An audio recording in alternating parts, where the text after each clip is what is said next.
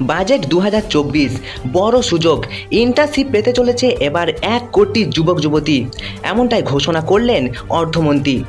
বিভিন্ন ক্ষেত্রে চাকরিতে আগামী 5 বছরে 1 কোটি যুবক যুবতী ইন্টার্নশিপের সুযোগ পেতে চলেছেন। চাকরির সুযোগ থাকছে প্রায় 500 শীর্ষ সংস্থায়।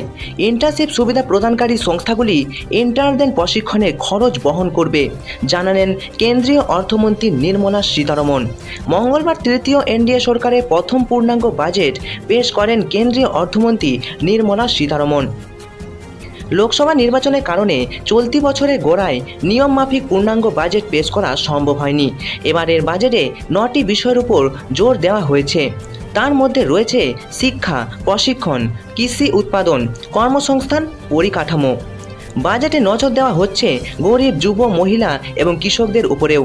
মঙ্গলবার সংসদে 2024-25 সালের বাজেট প্রস্তাব পেশ করার আগে সোমবার নির্মলা আর্থিক সমীক্ষার রিপোর্ট পেশ করেছেন। অর্থমন্ত্রী জানিয়েছেন, দ্রব্যমূল্য বৃদ্ধিও নিয়ন্ত্রণে রয়েছে। কর্মসংস্থানের জন্য প্রধানমন্ত্রীর প্যাকেজে 3টি প্রকল্প আনা হচ্ছে বলেই ঘোষণা বাজেটে। সেখানে দেওয়া হবে ইনসেন্টিভও। ইপিএফের ওপর গুরুত্ব দেওয়া হয়েছে। যারা প্রথম চাকরিজীবীতে যোগ দেবেন তাদের জন্য থাকছে বিশেষ সুবিধা। নতুন চাকরিতে যোগ দিলেই এবার সব কর্মীকে 1 মাসের বেতন দেওয়া হবে। 3টি ইনস্টলমেন্টে 50,000 টাকা পর্যন্ত দেওয়া হবে বেতন। বহু চাকরিজীবী এতে উপকৃত হবেন বলেই আশা করা যাচ্ছে। Bureau report, news ACS Bangla.